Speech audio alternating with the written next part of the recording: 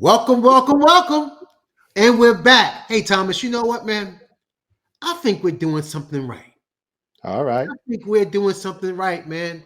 If that person right there, if they came back after a few episodes, Yep. I think we're doing something right. I think we're talking about the right thing. What do you think, bro? Now, I think we got a great connection here. We're putting some good information out there, and people are starting to resonate with the information we're putting out there. So I think we're doing something right. I I have to think we're agree doing with you. something right. I think we're doing something right. I think we're talking about something that people want to hear, people want to think about, people want to further investigate. Some people don't even agree with us, but that's okay. Yeah. That's okay. Right back, engage us, help us learn, help us think, help us navigate through this complex issue called justice involved care, which we'll dive down further into later on into this episode. But again, my name is Dr. Lawrence Henry, and I'm the proud owner, or proud executive director, excuse me, of A Bridge to Light, where we focus on disrupting the school to prison pipeline and further enabling the reentry of formerly incarcerated persons. And I'm joined with my brother, my friend, Thomas Cotton. And as Dr. Lawrence said, I'm Thomas Cotton. I'm the founder and CEO of Redemption and Advancement Alliance. And our mission is to disrupt the cycles of incarceration. And he said something pretty important a moment ago. Make sure you engage with us. If there's topics or you want to go deeper into the topics that we're talking about, give us some feedback. Let us know because we're here to really discuss these topics so we can all grow together. Absolutely, absolutely. And welcome again. Thank you so very much for spending your time with us this evening with Inside Out as we explore the roads to redemption of the justice impacted persons and the obstacles that they sometimes face as they facilitate their progress back into society. So please like, share, subscribe, engage. Please do that because we want the word to get out to as far and wide as possible. So again, we can continue to learn as you have questions about our content. But brother Cotton, brother Thomas, he mentioned about justice involved, the justice involved care, justice impacted persons. And early on in the earlier episode, like episode one, we spoke about, well, what is a justice impacted person? What is a justice involved person? Mhm. And and it's anyone that's convicted or not convicted, that have served time, or has got a parking ticket, that's been involved with the criminal justice system or the justice system in any way. But Thomas Cotton mentioned a very, very particular aspect of justice involved, the justice impacted person. It goes beyond the actual person who was involved in that situation. They had to stand before the system. It goes to the family. It goes to the children. And Thomas, can you take us further in that? Because you spoke to that earlier on, sir.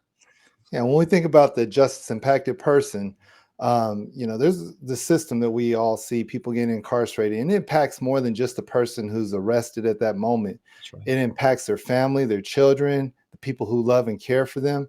Imagine having a person that's in your life that you care for, you depend on, or you love seeing and interacting with on a regular basis, and all of a sudden that person is just taken out of your life, and now you have no access to them. You have no way of knowing how they're doing on a daily basis. That impacts a person. That's the traumatic event for some people. And so Wow. that's a justice impacted person right there. And we're not talking about what the person did to get incarcerated or arrested or anything like that. We're not addressing that right here. We're just talking about people who've been impacted by the justice system or injustice system, sometimes we like to say, because a lot of times what a person goes through, it literally, takes them away from their family. So if you've ever been engaged by law enforcement, the criminal justice system, or anything, you or a family member, that can make you justice impacted. That's good. That's good, Thomas. And I appreciate the further amplification of the justice impacted, justice involved person. And now, how do we speak into tonight's show? How do we speak to closing the gap? Right. How do we speak to the closing the gap from the initial in processing or initial entry into a confinement facility or detention facility, and from that initial entry to their reentry into society and or their progression into society. Is Uh, it realistic? Is it realistic, Thomas? that's a good question. I mean, when you start talking about the gap starts even before you're arrested or faced with even criminal charges. A lot of times, the gap starts with the environment that you're in, the Mm. environmental challenges, the determinants of health that you have to face. And so, a lot of times, that gap, there's a lot of weight behind that gap. There's financial things that go behind. There's political. There's environmental. There's so many different things behind that gap. So when we ask the question, is closing the gap realistic? Um, I don't think through the systems that we currently have that the closing the gap is realistic. In my mind, I think we need to create new systems, new cycles that people can involve themselves with, learn new things, and instead of trying to fix the old systems that have shown for decades, if not centuries, that they don't work. And so uh, that is a hard task in itself to be able to create new systems. That's like taking the NFL and saying, I'm going to start a brand new football league and it's going to be bigger than the NFL. It's going to be more impactful and it's going to be fair to people. Well, many have tried to start a new football league, and even now there's a new football league out, but all of them have failed when it comes to the talent that's in the NFL. And so a lot of times the resources that we're looking for to close these gaps are being fed into this old system, which it doesn't make sense on how to close the gaps that we know through research, through different studies. We know these gaps exist, but it doesn't seem like anyone wants to put the true resources to make things equitable for the people that are impacted by that gap. Powerful, powerful, brother. You know, when looking at those gaps, when looking at those seams, we have to look at mental, emotional, physical, social, occupational, financial, intellectual, environmental. All of these, and that's just a few of the aspects or variables that one person out of tens of thousands of people that we have to that has to be dealt with when attempting to close the gap. So Mm-hmm. how do we close the gap? How do we facilitate the tailoring of unique programs to Mm-hmm. further enable this issue, and now that becomes, as you and I have conversations before, it becomes a wicked problem. It Yep. becomes a problem where it has no answer. It has no answer. It just gets good enough, good enough, good enough, because everybody is an island, and we've spoken about this before in previous episodes. Yep. So trying to, you know, tailor um, particular treatments or therapies and so forth to enable the closure of the gap is sometimes it turns into a wicked problem. And at times, the governing bodies say, you know what, one stop shop. Very generic, very generic, very generic. And we'll speak to that in a little while when talking about New York's Project Greenlight that occurred from Mhm. 2003 to 2004, and the failure that this project had because of its generic approach. Yeah. And we also talked about individual choice in our Yes. conversations, you and I. Yeah. A lot of times, if we're trying to tackle the system, we got to also help people who are impacted by this system to make better choices within that system. If we're Yes. ever going to make things change, we have to look at the individual sometimes. Of course, the systemic challenges, the environmental challenges, those are real. The things that cause trauma to people, those are real. You can't tell somebody that has all these experiences that your experiences aren't real. And a lot of times our society tries to make people feel insecure about their experiences. Like you need to pull yourself up by your bootstraps. Well, I ain't got boots in the first place, so I don't got bootstraps. There you And go. so people make it seem like if you're inadequate in any way, that you can't seek out the help that you need. But a lot of times the traumas and the experiences that people have, they cause bad decision making. If you're ever frustrated, you ever been frustrated and angry before and made a decision and be like, dang, that was a stupid decision. Right. Everybody's probably done something like that.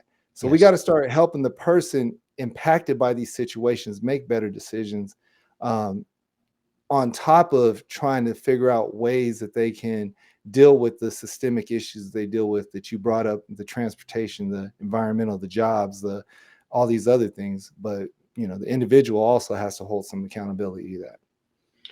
Well, Thomas, far too often, and no disrespect to anyone or anything, uh, anyone on this podcast, but far too often we have white men trying to solve the problems of Black women Yeah. without understanding the experience of the Black woman. Hmm. And that's the problem that I see sometimes when we have those who have attended culturally competent courses and they've got their certification. I'm culturally competent in all cultures and in races, and they know better. And they know better now. They know better than the actual person in which we're trying to assist. Yeah. I prefer the culturally intelligent person who has a degree of humility, who asks culturally curious questions to further drill down into and get beyond the sympathetic piece and get to the empathetic aspect of helping. And with that, to get beyond white men solving Black women's problems, and I'm talking to, cohort one's, research expert, research award winner of Morehouse School of Medicine's Magic Program, Mr. Thomas Cotton, who's very familiar with community-based participatory research. We can't go in with our book knowledge. Mm-mm. We can't even go in with our experiences. Thomas Cotton has a very unique and beautiful experience, which he brings a unique perspective to this podcast. I have a very unique perspective, which I bring to the podcast. However, the community that we serve, they need to be sitting right next to us so they could tell us what are some of the possibilities to solve their problems, Right. what is realistic and what is sustainable. Thomas. Yeah, my friend Logie Ruffin, I'm gonna give him a shout out right here. Man, he's an influencer, great guy, really good friend of mine, and he often says this. He says the person that's closest to the solution is also closest to the problem. And Mm, so when we start looking at the solutions that we're looking to provide to a group of people, we have to start looking at that group of people and listening, because in the midst of a lot of the complaints that are going to come out, in the midst of a lot of the frustrations that are going to be shared, there are a lot of solutions that can be shared. And so when we talk about white men solving Black women problems, that's just an example of what we find in our society, is that people who are not closest to the problem are trying to solve the problem. And the solutions they're coming up with do not work for the individuals because they're using their own worldview for that specific group of people. And they're taking correct. their worldview and they're adding to it. And they're saying, hey, if this worked for this group of people, it's going to work for these individuals. But even when we use the term white men solving Black women's problems, we know the maternal health rate, or the Mm, maternal death rate, I should say, with Black women is so much higher. We look at the different rates of diabetes or heart conditions or different other things, and we can see that there's something that's off between this group of people versus this group of people. But you're still taking the solutions that we find for one group, and you're saying it fits for the other group, and it right, doesn't. And right. so we have to begin to look at that and figure out, how do we close the gaps in that situation. But one other thing, before I jump in this other thing, your paper is blocking your camera, so I can't see your face. Oh, oh. All right. So the other thing, that when we start thinking about the idea of white men solving black men problems. They can't understand how to navigate the complexities of the world that this woman is going through.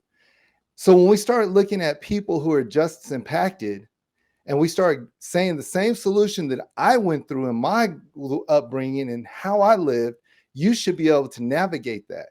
The reality is people have different upbringings, different traumas, different ways of engaging this world, Right. different challenges, different exposure.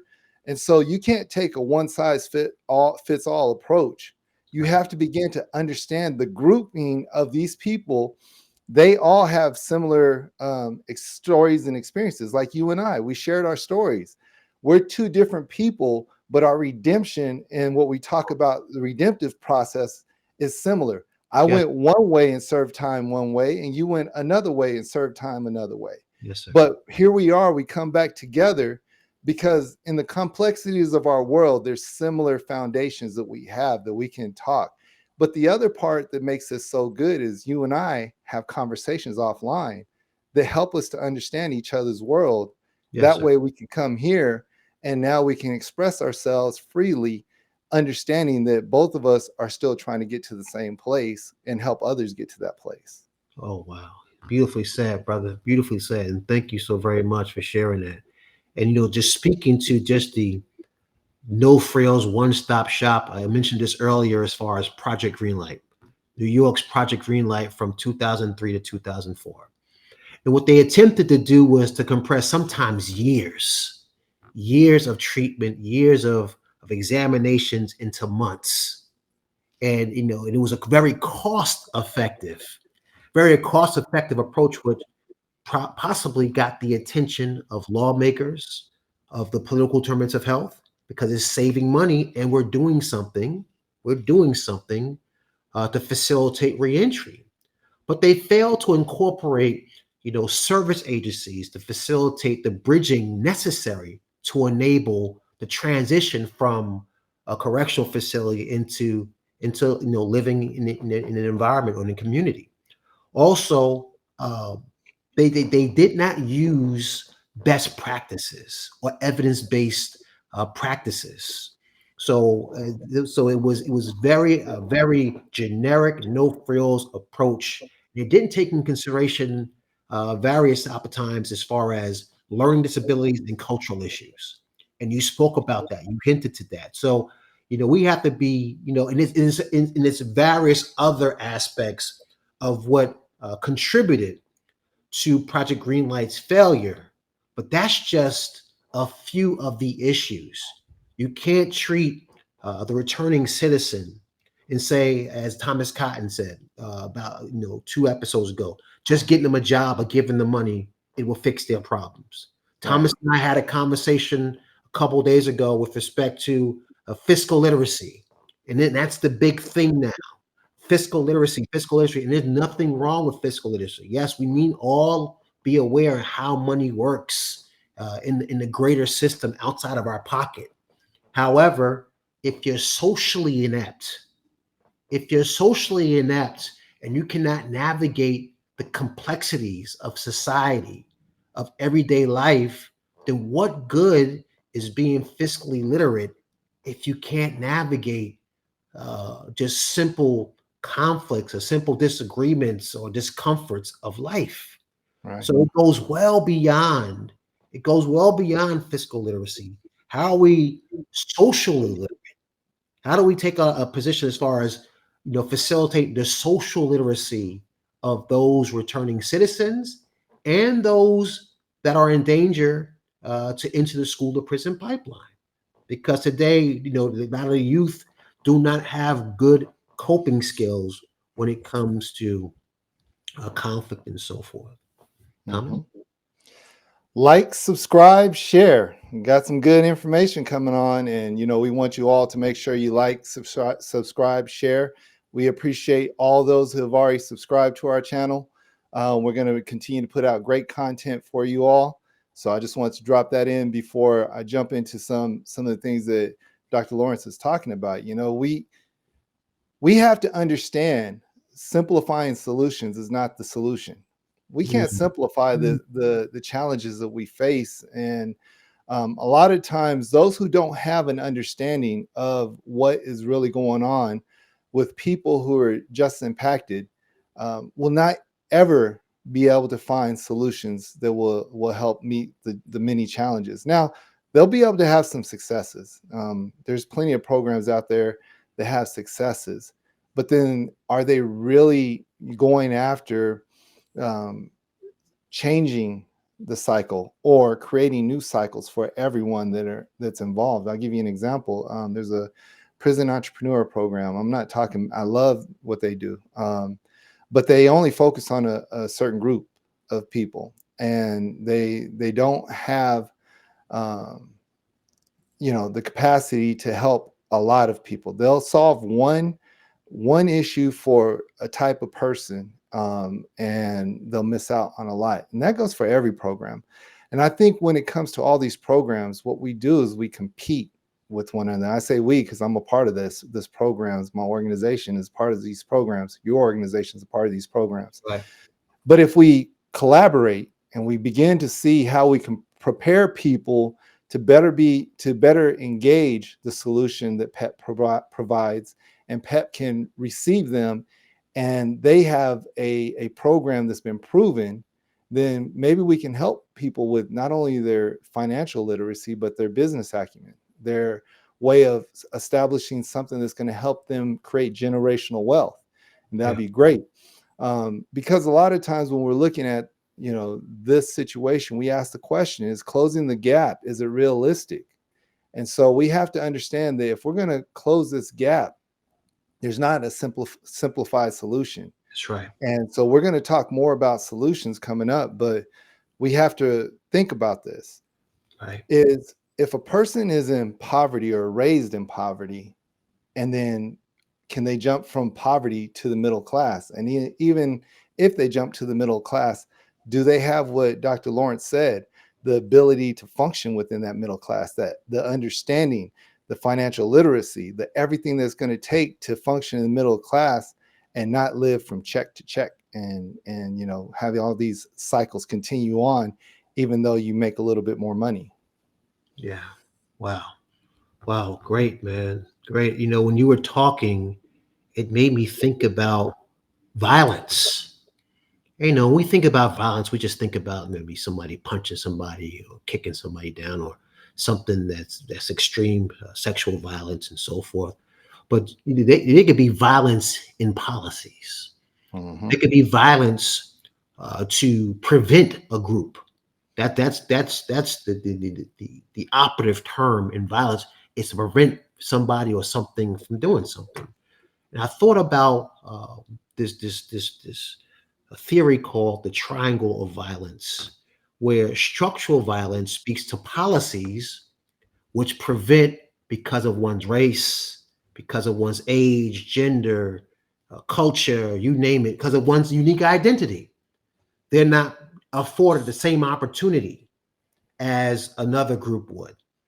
Jim Mm-hmm. Crow, Jim Crow, blacks had to shop over here, had to, had to go to school in these locations and so forth. They weren't allowed, they weren't, because of their identity. With a triangle violence, structural violence is one aspect of the triangle. Then we move to another aspect, speaking to cultural violence. And Mm-hmm. based on the structural violence, the cultural violence is what are the stories we tell ourselves?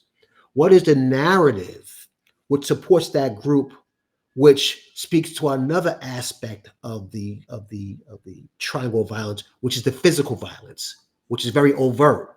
So you have Mm-hmm. the policies, which is invisible.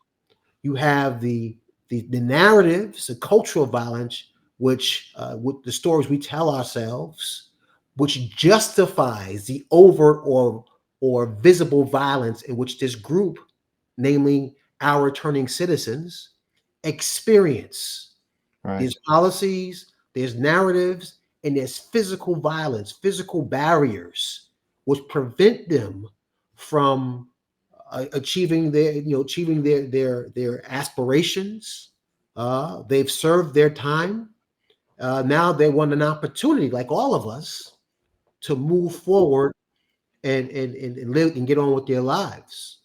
But to change these policies or to change these narratives speaks to something that you mentioned earlier, Thomas, a changing of the system. And if we change the system, that breaks the status quo. That threatens the current status quo for a particular town, city, Hmm. state, or country. So the policymakers will rather do nothing, maintain the status quo, because anything that would facilitate a change in the system is unknown territory with respect to that political term of health or that group of people. So therefore, that triangle of violence sometimes remains in place and therefore creates frustration now with those who are reentering society. And as we say, they do what they got to do, and Right. they find themselves recidivating. Yes, sir. Well, I think we have a couple things that we have to talk about on our next show, which is equity Yes, sir. and the financial status quo of incarceration. I think those are a couple things we can bring back out for our next show. Okay. All right. Well, Yeah. I think maybe it's time for us to recap. It's Recap the time to show. recap this a Okay. little bit. Just Yeah. recap a little bit. We spoke about just the complex nature as far as speaking to the holistic aspect that a single person, let alone a whole prison or whole prison system, how complex that is, and that can actually be a wicked problem that Mm. will never get fixed. We spoke about the social ineptness with respect to fiscal literacy and the status quo versus transformation of systems, components, relationships, and so forth to further enable the return, a more seamless return of our returning citizens from being incarcerated. So, with that, Thomas, I truly enjoyed myself today, and I pray somebody learned something and will engage us. Will Right. engage us. Will challenge us to think harder. To bring more clarity and further assist those in positions of power to facilitate social equity and health and injustices and so forth. Absolutely. And, we can start to look at these problems not from a standpoint of someone needs to do something about it, but all of us can do something about it, that we all see our place in the part of making equitable solutions for our society, for a better America. Because we talk against some of these things in America doesn't mean we hate America. We just know that it can do better with everybody, all citizens. Exactly. Along that theme, everybody and everything is a resource. You know, it takes a network of progression to defeat a network of oppression. So, how do we make the net work? Absolutely. And as long as the person has a heartbeat, there's an opportunity for redemption. So do not look at everybody that comes around in our society as a deficit, but look at them and see what they have to offer. Treat them with dignity because they have redemptive qualities. And so let's reach out to our people. Hey, thank you for spending your time with us today.